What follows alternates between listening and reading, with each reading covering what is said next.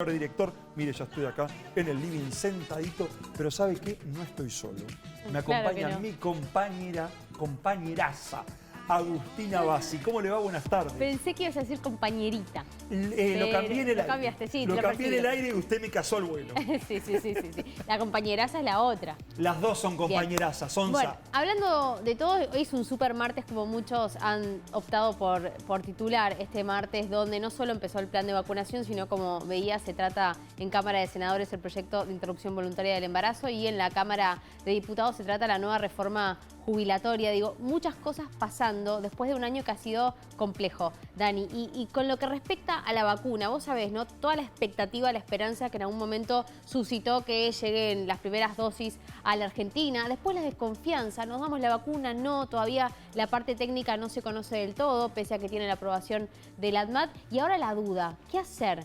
¿Qué hacer? ¿Va a ser efectiva esta vacuna? ¿Puede tener contradicciones? Digo, muchas cosas pasando. Y la pregunta es, ¿cómo afecta esto a nuestra psiquis, ¿no? En un fin de año por demás cargado, con este calorón que acecha en la ciudad de Buenos Aires. Y eso justamente vamos a intentar de entender, Dani, porque lo importante acá es que podamos ordenar en nuestra cabeza cómo digerir toda esta información que está dando vuelta en este fin del 2020. Muy bien, y hablando de psiquis, vamos a hablar con un médico psiquiatra, Walter Guedín, que gentilmente nos atiende. Hola Walter, buenas tardes. Agustina y Daniel te saludan, ¿cómo estás?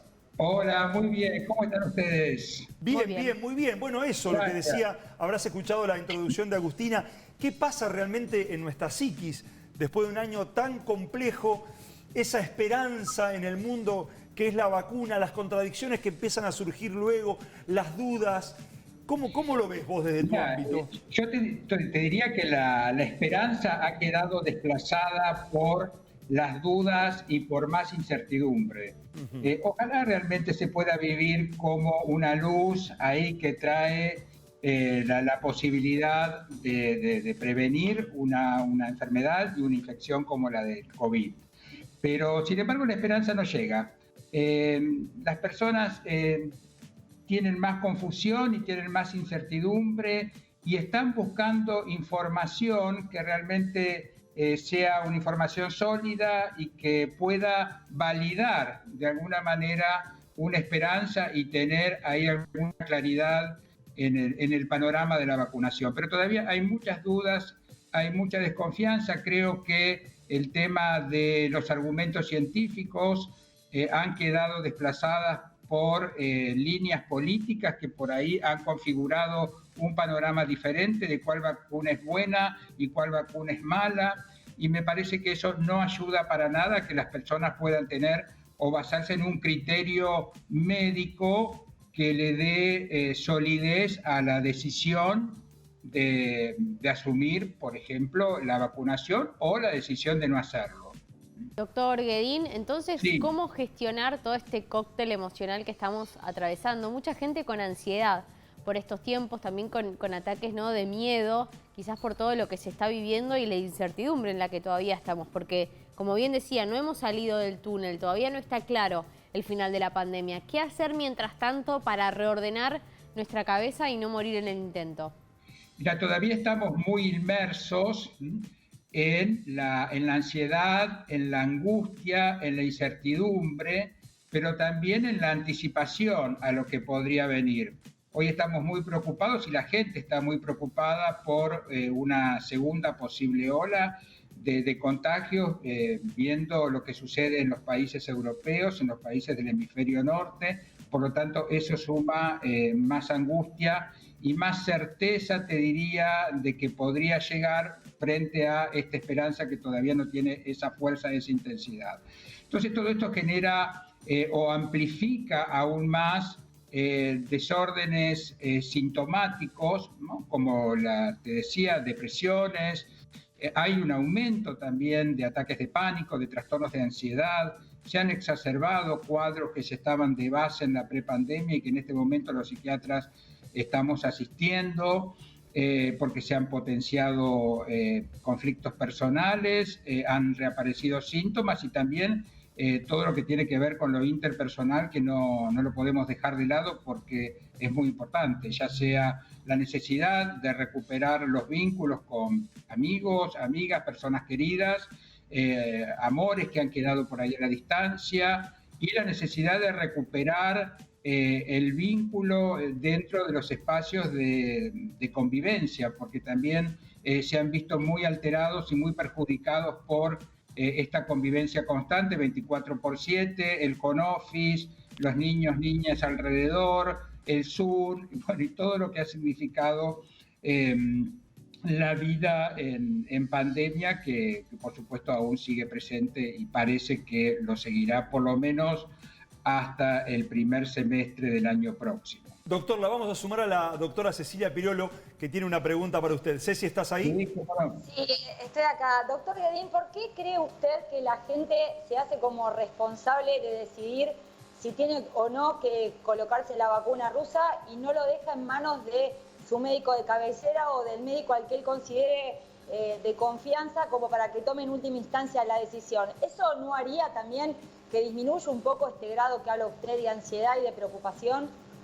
Yo creo que sí. Lo que pasa es que los médicos todavía no están muy convencidos o no tienen los argumentos científicos suficientes como para poder transmitir tranquilidad y poder también transmitir al paciente la efectividad de la vacuna y el porqué de la vacunación. En la medida que también nosotros como médicos nos formemos y tengamos más argumentos, seguramente vamos a poder transmitir con más seguridad, con más convicción a nuestros pacientes, y la decisión tendría que ser por lo menos consensuada con el médico y no solamente por una decisión personal. Yo insisto, las páginas médicas de papers abundan en información médica que es accesible para todos los profesionales y aún para aquellas personas que quisieran acceder. Creo que es la información válida que tenemos de esos portales médicos que reúnen y aunan toda la información internacional. Obviamente que muchos profesionales, en vez de basarse en esa información, que es la que es más válida, se basan en información que por ahí no tiene la solidez de esos papers. Entonces me parece fundamental reunir toda esa información y tener un criterio como lo hacemos por ahí para otras patologías, ¿no? Hoy la medicina está basada en la evidencia, por lo tanto los médicos tenemos que basarnos en esa evidencia más la experiencia para poder transmitir tranquilidad y argumentos válidos. Claro, pero digo, sobre todo los médicos y usted como psiquiatra, para llevar tranquilidad, no tenemos la manera de decirle, bueno, llegado el caso que ustedes se tengan que vacunar, en definitiva, los que vamos a proveer cuáles son los avales que hay de la vacuna somos los profesionales de la salud. Me parece que de alguna manera eso haría que le reste al paciente esa presión de tener que estar todo el tiempo buscando información que en definitiva tampoco la puede procesar porque no tiene el conocimiento. No, totalmente válido y coincido en lo que decís. Somos nosotros los médicos los que tenemos que transmitir esa información de confiabilidad, basado en criterios médicos para la colocación de la vacuna y basados en todos los criterios de confiabilidad que nos aportan los papers internacionales de ese producto.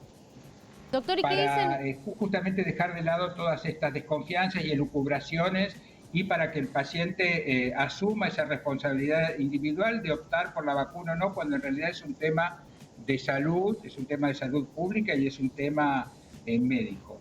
También es un tema de salud pública el uso del barbijo, y me parece interesante saber si ya existen papers o estudios que den cuenta de los efectos psicológicos que va a tener casi un año de utilizar barbijo para las personas. Digo, pese a que sea algo necesario sin duda para evitar el contagio, ¿cómo nos afecta psicológicamente el hecho de tener nariz y boca tapados en una gran cantidad del día? Sí, bueno, ahí sí hay una responsabilidad individual y la información tiene que ser constante, porque si no, bueno, hay muchas personas que se relajan y dicen todo esto puede ser más liviano, no puede ser tan grave, y bueno, cuando se desestiman esas opciones, me parece que nos estamos descuidando. El uso del barbijo parece que va a llegar y se va a quedar por largo tiempo, por lo tanto tendremos que acostumbrarnos al uso, a la distancia social, quizá a reducir esos agrupamientos sociales, por lo menos, bueno, hasta que tengamos un panorama mucho más claro. Y bueno, como tantas cosas en la vida, tendremos que adaptarnos y habituarnos a formas nuevas que justamente promueven el cuidado personal y el cuidado para con el otro. Me parece que son responsabilidades que hay que asumirlas pensando en uno y pensando en los demás y en el bien común. Doctor Walter Guerin, muchísimas, pero muchísimas gracias por esta comunicación y por prestar su tiempo para con nosotros. Que tenga usted un buen año. Muchas gracias a ustedes y que sea un mejor año. Ojalá, ojalá así sea. Gracias. Buenas tardes. Muy bien, señoras y señores, nosotros nos vamos a hacer una pausa breve. Ya volvemos con más. Hoy nos toca acá en el Canal de la Ciudad.